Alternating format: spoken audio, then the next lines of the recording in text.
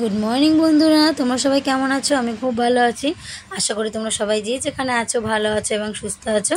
তো তোমাদের সবাইকে সোমাস ডেইলি ব্লগে স্বাগত জানাই। আমি সোমা, দেখো চলে এসেছি আজকে নতুন একটা সকাল নিয়ে তোমাদের সাথে। আজকে বৃহস্পতিবারে সকাল সকাল দেখো আমি গোগলকে ব্রাশ করাবো বলে উঠে রেডি হয়ে নিয়েছি, যেহেতু গোগল স্কুলে যাবে। তো আমি এদিকে ব্রাশে কোলগেট নিয়ে দাঁড়িয়ে আছি, গোগলকে ডেকেই যাচ্ছি, গোগল আয় গোগল আয়। গোগল কিছুতেই আসছে না, ও তো শুয়ে আছে, ওকে রেডি করে দিয়েছি, ও শুয়ে পড়েছে। এরপর গোগল আসবে, ওকে ব্রাশ করাবো, ওকে মুখ হাত পা ভালো করে ধুয়ে দেবো। ধুয়ে দিয়ে সকালের যা যা কাজ আছে, ওর মাথায় তেল দিয়ে দেওয়া, তো এটা আমার রোজকারের রুটিন, তোমরা জানো। আমি সকালবেলা গোগলের মাথায় একটু তেল জল দিয়ে দিই হালকা, যাতে সারাটা দিন আমার ছেলেটার ভালো কাটে। মাম্মামেরও দিয়ে দিই।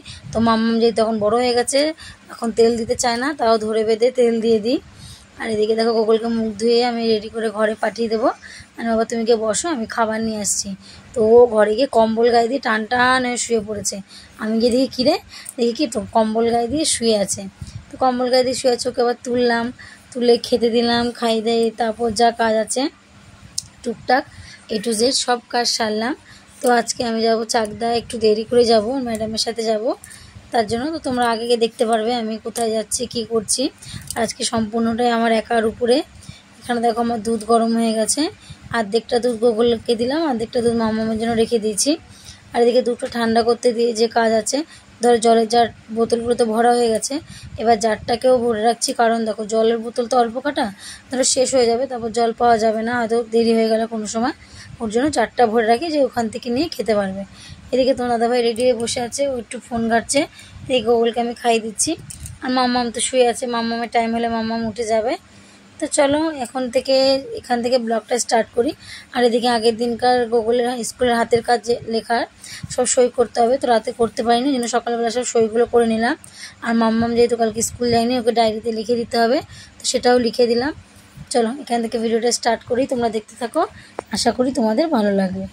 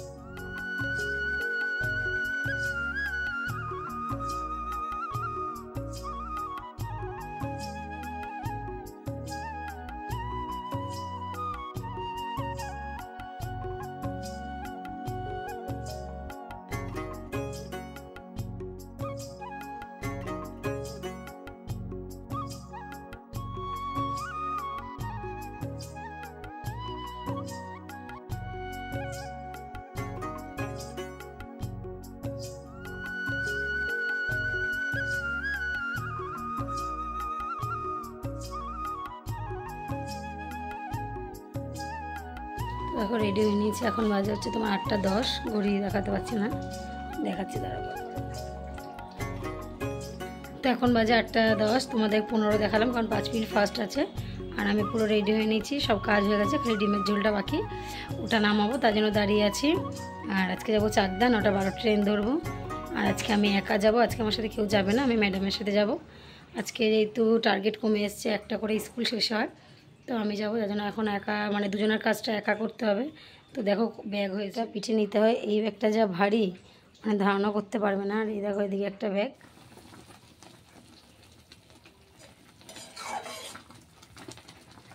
আজকে আর ডিমের ঝোলে আলু দিইনি, শুধু তোমার অমলেট করে ঝোল করেছি। তো ওদিকে রান্নাবান্না সেরে দেখো স্কুলে চলে এসেছি, যেহেতু আজকে একা কোনো ভিডিও করতে পারিনি।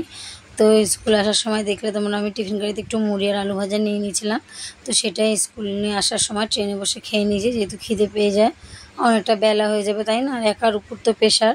তো এদিকে দেখো স্কুলে চলে এসেছি, এটা হচ্ছে চাকদা ধনিচা গার্লস এই ধনিচা হাই স্কুল। তো এখানে দেখো ইংলিশ মিডিয়াম বাংলা মিডিয়াম একসাথে আছে, তো সবাইকে নিয়ে আমরা প্রোগ্রাম করছি, ম্যাডাম আজকে প্রোগ্রাম করেছে। চলে এসেছি বাড়িতে, আজকে 2:30টার মধ্যে বাড়ি চলে এসেছি।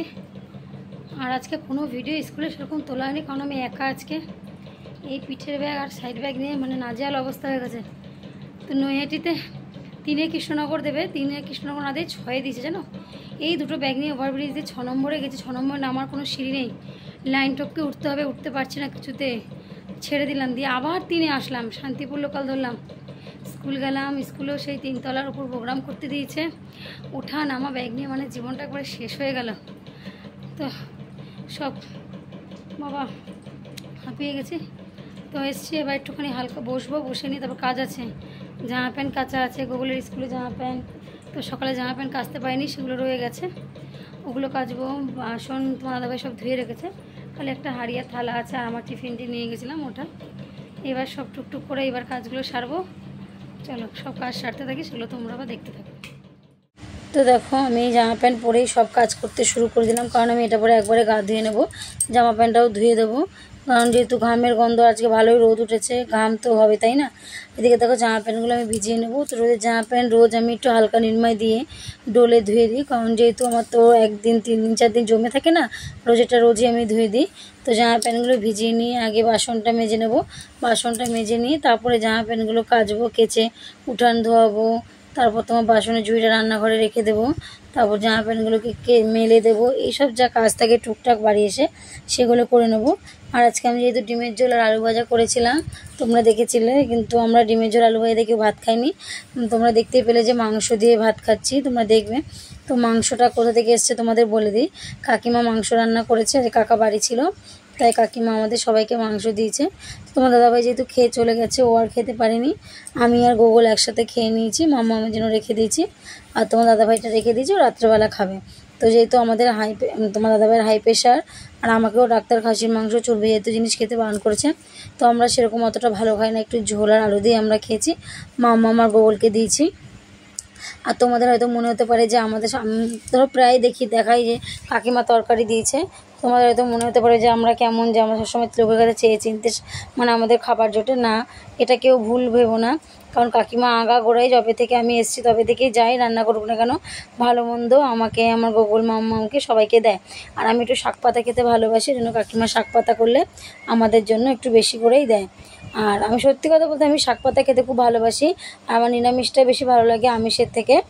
তো এদিকে চলো, আমি এদিকে দেখো কাঁচা হয়ে গেছে, দিয়ে জামা প্যান্টগুলো জায়গা মেলে দেবো, মেলে দিয়ে তারপরে আমি যে কাজ আছে ওই স্নান করে চলে আসবো আবার, দিয়ে গোগল আর আমি একসাথে খেয়ে নেবো, একসাথে খাওয়ার পরে তারপরে একটু বিশ্রাম নেবো, আর মাম্মা আসবে, মাম্মা খেতে দেবো, তারপরে চলে যাবো ডাইরেক্ট বিকেলে। আর এদিকে দেখো ভাতের মধ্যে কীরকম পিঁপড়ে ধরে গেছে, তো একবেলারে রান্না করেছি, অনেক সকালে যেহেতু রান্না করি ওর জন্য একবেলা রান্না করেছি, রাতে আবার গরম গরম ভাত করব, কারণ ভেবেছিলাম রুটি করব, কিন্তু রুটি করলে আমাদের হবে না, যেহেতু ডিমের ঝোল আছে, ডিমের ঝোল দিয়ে রুটি ভালো লাগবে না, ওর জন্য আমি তোমার ভাত করেছি। তো এইভাবে সব কাজটা সেরে বিকেলবেলা চা করব। তোমার দাদাভাই আসবে, ওর না হাতে খুব ব্যথা করবে, হাতটা বলছে আমার না খুব ব্যথা করছে, কি করব, আমি তো হাতটা আবার মুভ দিয়ে না একটু মালিশ করে দিলাম, দিয়ে তারপরে ওর কিছুক্ষণ শুয়েছিল, তারপর তার যা টুকটাক কাজ থাকে, আচ্ছা তার বেশি কিছু কাজ থাকে না। তারপরে কাজ হচ্ছে তোমার রাত্রেবেলা তো ভাত করার পরে তোমার দাদাভাইয়ের হাতে ওই যে জার্মানি পাতাটা আছে, জার্মানি পাতাটা একটু চুন আর হলুদ একসাথে পেস্ট করে ভালো করে জাল দিয়ে নিয়ে ওটা হাতের মধ্যে দিয়ে দেবো। দিয়ে না এটা দিলে ব্যথাটা অনেকটা কম হয়, তো ওইভাবেই দিয়ে দেবো। তো চলো, এর বাইরে আর তো কোনো ভিডিও নেই। এদিকে গোগলকে ভাতটা মেখে দিচ্ছি খাওয়ার জন্য। ওকে ভাতটা মেখে না দিলে ঠিকঠাকভাবে খেতে পারবে না, ওই জন্য ভাতটা মেখে দিচ্ছি, ও নিজে নিজে খেয়ে নেবে। তো আজকে আসার সময় আমি একটু লেবু নিয়ে এসেছি আর একটা পেয়ারা নিয়ে এসেছি। তো আমি ট্রেনে কিছু খাইনি, 20 টাকা বাঁচিয়েছিলাম, 20 টাকা বাঁচিয়ে মাম্মামের জন্য পেয়ারা, গোগলের জন্য লেবু নিয়ে এসেছি। কারণ মাম্মাম পেয়ারা খায়, লেবু খেতে ভালোবাসে না, ওর জন্য গোগলকে লেবু কেটে দিয়েছি আর মাম্মামের জন্য পেয়ারা রেখে দিয়েছি, ও এসে খেয়ে নিয়েছে।